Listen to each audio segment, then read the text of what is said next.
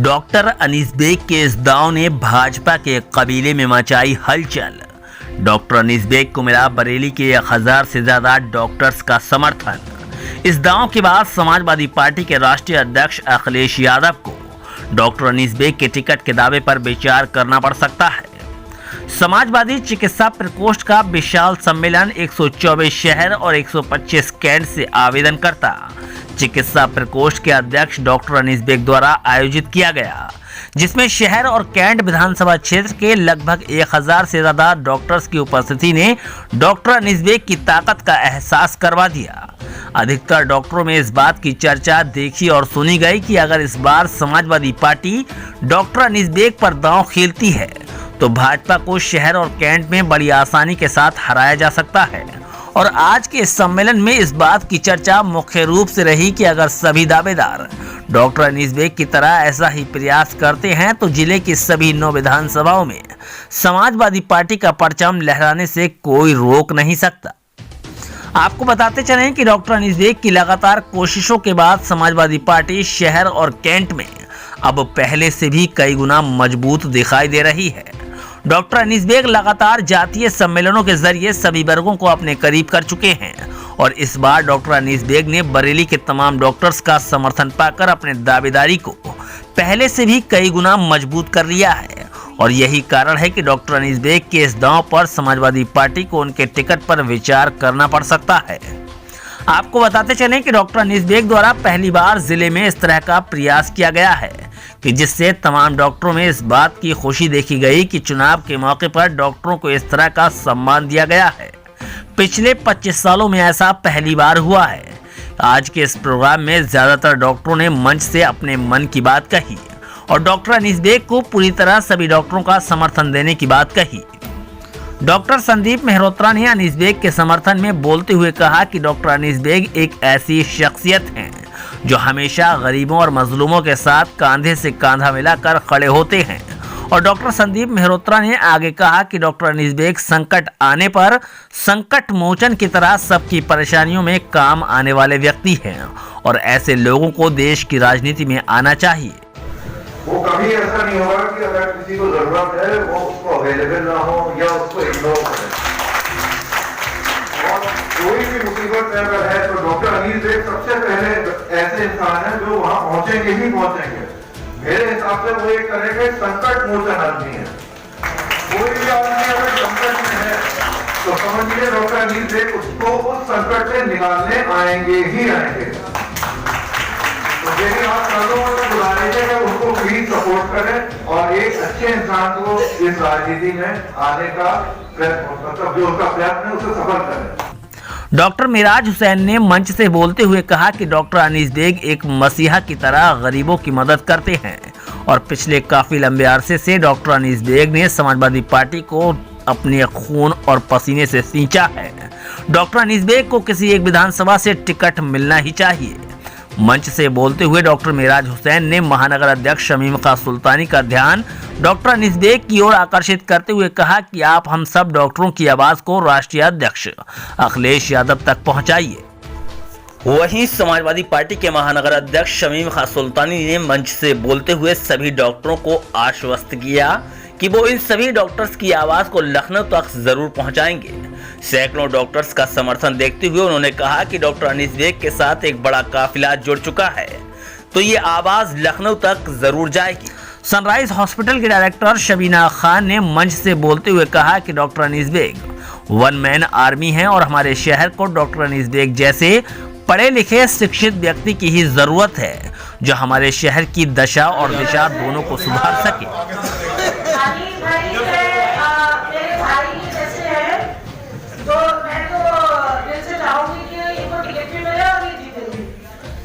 मुझे ये लगता है कि जो प्रेजेंट सिचुएशन है उसमें बदलाव की बहुत जरूरत है और हमें एक वन मैन आर्मी चाहिए। ये डॉक्टर भी है, पढ़े लिखे भी हैं, अच्छे इंसान भी हैं और फिर विधायक बनने की और अच्छा है। तो हम सबको ये चाहिए कि विधायक किसी तरह से परिवर्तन ले आए, जो समाज की परेशानी है वो दूर करे और अपनी बात खुल के कह सके। आज के इस कार्यक्रम का अध्यक्ष समाजवादी पार्टी के महानगर अध्यक्ष शमीम खां सुल्तानी को बनाया गया और मंच का संचालन डॉक्टर IR खान ने किया। आज के डॉक्टर सम्मेलन में शहर के तमाम हॉस्पिटल के डॉक्टर्स जैसे अल मदीना अलमास हॉस्पिटल के मालिक doctor Ayub Ansari, Sunrise hospital के मालिक doctor Shabina Khan, doctor Rehan Khan, doctor Sandeep Mehrotra, doctor Munazir Iqbal, doctor Meraj Hussain, doctor Munendra Yadav, doctor WH Siddiqui, Aaliya hospital के मालिक doctor Haseen Ansari, doctor Aman Maurya, Samajwadi party के कोषाध्यक्ष रविंद्र यादव, सोफिया अंसारी, मोहम्मद अली, डॉक्टर विपुल अग्रवाल के अलावा सैकड़ों की संख्या में डॉक्टर्स मौजूद रहे। बरेली से स्मार्ट न्यूज इंडिया के लिए अतीक अंसारी की रिपोर्ट। इस कार्यक्रम की अध्यक्षता कर रहे हमारे बड़े भाई महानगर अध्यक्ष एक डायनामिक पर्सनालिटी शमीका सुल्तानी साहब, जिला बरेली के हमारे कोषाध्यक्ष मेरे बड़े भाई रविंद्र यादव जी, मंच पे बैठे हुए मेरे बड़े भाई WH सिद्दीकी साहब, डॉक्टर खान साहब, डॉक्टर अयाज साहब, डॉक्टर चिश्ती साहब, हेमेंद्र भाई, डॉक्टर अयूब साहब, डॉक्टर हसीन अंसारी साहब, हमारे मुख्य रिप्रेजेंटेटिव है इस बरेली का, जो कम से कम 1000 वोट पे भारी पड़ता है, 1000 से ज्यादा वोट पे। आप लगाइए ऐसे ओपीडी है जैसे हमारे WH सिद्दीकी साहब हैं, हमारे फिजिशियन बैठे हुए हैं, हमारे कार्डियोलॉजिस्ट बैठे हुए हैं, हमारे सर्जन बैठे हुए हैं। एक डॉक्टर के पास कम से कम 100 200 ओपीडी है, और दिन भर लगा दिए अक्सर के दिन दो लिए एक लोगों से कम अगर प्रचार होगा तो कम से कम 1 लाख वोट तो आपके वैसे हो जाएंगे। तो इतने जिम्मेदार लोग यहाँ बैठे हुए हैं। सबसे पहले आप लोगों का इतनी ठंड में, और अभी सबको भूख भी लगी होगी, सबसे पहले मेरी दिल की गहराइयों से जितना शुक्रिया अदा कर सकता हूँ उतना बहुत बहुत शुक्रिया आप लोगों का। मेहरबानी जो मैंने मुझे प्यार किया आप लोगों ने, जो मेरे जज्बात को जोड़ने आए हैं, उसके लिए बहुत बहुत शुक्रिया भाइयों। और जो ये हमारा जो 14 स्तंभ रह गया है वो भी बहुत देर से वेट कर रहा है हमारे पत्रकार बंधु, ये भी मुझसे बहुत प्यार करते हैं, क्योंकि पत्रकार बंधु मुझसे कहते हैं आपके लिए चैम्बर में कि डॉक्टर इतना सम्मान आप देते शायद कोई देता हो, तो और इसीलिए आपने देखा होगा सोशल मीडिया में अगर सबसे ज्यादा अगर किसी का प्रचार हो डॉक्टर इसबेक का साथ हो रहा है, क्यों किसी को चाहिए प्यार चाहिए, मोहब्बत चाहिए, आप मोहब्बत से जुड़िए लोग आपसे जुड़ते जाएंगे, और इंशाल्लाह यही डॉक्टर इसबेक के साथ हो रहा है। भाइयों, एक दो बातें आपके सामने में रखना चाहता हूं। आपने एकजुट होके और एक तरफ होके पहले भी यहाँ पर मेहनत देता है बरेली में, टिकट मिलना न मिलना ये राज्य अध्यक्ष की बात है, और मुझे लगता है कि आपकी आवाज आज की आवाज आपकी लखनऊ तक पहुंचेगी, क्योंकि जितना डॉक्टर आज मैं देखा हूं शायद मेरे हिसाब से किसी की हिम्मत नहीं हुई इतना डॉक्टर आज कर सके। इतने 20 लोग यहाँ पर बैठे हुए, इतने साथी बैठे हुए मेरे, शायद किसी साथ नहीं होंगे, मैं अपने दावे के साथ कहता हूँ, और क्योंकि मुझे प्यार करते हैं, मोहब्बत करते हैं, इसलिए उनकी घर में यहाँ बैठे हुए हैं। बात मुझसे से जाने की अगर बेहतर होगा, आप लोग यहाँ मेरी बात सुनने के लिए बैठे हुए हैं, इसके लिए बहुत बहुत शुक्रिया। साथ नीति आई है, लेकिन ये आरक्षण बहुत अलग है, और यहाँ पर जो कट्टरपंथी पार्टी है वो कट्टरपंथी पार्टी जो हमारे विपक्ष का वोट मैं कहूंगा वो डिवाइड कर देती है। विपक्ष का वोट, उसमें हिंदू मुस्लिम में नाम नहीं हुआ मैं, उसमें बहुत हिंदू भाई डिवाइड हो जाते हैं, हमारे विपक्ष का वोट डिवाइड कर देती है। मैं एक इलेक्शन जो मैंने खुद लड़ा था 2012 का, मैं उसके बारे में थोड़ा बताना चाहता हूं। जब मैं 2012 में लड़ा तो एक तरफ से मेरे साथ जनता साथ थी, और लोग इतना प्यार इतना मोहब्बत दे रहे थे, लेकिन पता नहीं क्या हुआ, एक हफ्ते में इलेक्शन पलट गया और मुझे इन कट्टरपंथी पार्टियों ने मुझे इलेक्शन हरा दिया। मैंने सोचा, मैंने एनालाइज किया कि क्या वजह रही। मैंने इलेक्शन लड़ा जरूर 2012 का, लेकिन मैंने कभी भी हिंदू मुस्लिम सिखाई ईसाई पे वोट नहीं मांगा, मैंने सिर्फ मांगा इंसानियत पे वोट मांगा। मुझसे लोगों ने बहुत कहा, मैंने कहा मैं जीतूं मैं हारूं, पॉलिटिक्स मेरा शौक है, मुझे लोगों की सेवा करने का शौक है, लोगों की सेवा करूं, मेरा प्रोफेशन नहीं, मेरे प्रोफेशन डॉक्टरी है। मैं अगर मुझे इस कहकर देना पड़े कि मैं इलेक्शन को कट्टरपंथी की तरफ ले जाऊं, तो ये मुझे डॉक्टर अली से नहीं हो सकता, कि मुझे जितना प्यार मुसलमान भाई करते हैं उससे ज्यादा मेरे हिंदू भाई करते हैं, उससे ज्यादा मेरे मुस्लिम भाई करते हैं। और 9 विधानसभा में अगर सबसे ज्यादा मुस्लिम वोट है तो बरेली विधानसभा में सीट पे है सबसे ज्यादा 42%। और यही तो सीधे आप भाग जाते हैं, कोई वजह तो है? यहाँ पर क्योंकि कट्टरपंथी पार्टी है, आपके वोट के या हिंदू भाइयों या मुस्लिम भाइयों, जो हमारा विपक्ष का वोट है उसको डिवाइड करने में कामयाब हो जाती है। शमीम साहब, आज पहली बार देखा गया 25 साल में तमाम शहर के डॉक्टरों समाजवादी के झंडे के नीचे इकट्ठे हैं, इस पर क्या कहना चाहेंगे? देखिए, सबसे पहले तो मैं आज के शानदार प्रोग्राम के लिए हमारे जो चिकित्सा प्रकोष्ठ के अध्यक्ष हैं डॉक्टर अनीस बेग साहब, उनको मुबारकबाद पेश करता हूं, क्योंकि इन्होंने जिस तरीके से शहर के हर समाज के डॉक्टर को यहाँ इकट्ठा करने का काम किया है, ये बहुत बड़ी बात है। मैंने अभी अपने भाषण में भी कहा है कि यहाँ जो चेहरे दिख रहे हैं ये कोई आम शख्सियत नहीं है, ये शहर के कोने कोने से जो डॉक्टर्स आए हैं। और डॉक्टर देखिए, दुनिया में अल्लाह के बाद आप देखते होंगे या भगवान के बाद उसको भी ईश्वर कहते हैं लोग दुनिया के अंदर डॉक्टर को, क्योंकि डॉक्टर ही एक ऐसी शख्सियत है। ये लोग जब इलाज से बड़े बड़े गंभीर मरीजों को ठीक करने का काम करते हैं, और जब इन्हें राजनीति में मौका मिलेगा अपनी जिम्मेदारी का निर्वहन करने का, तो मैं समझता हूं कि हमारे समाज में जितनी बुराइयां फैली हैं, जितने बुरे काम हैं, उसको भी दूर करने का काम ये डॉक्टर करेंगे।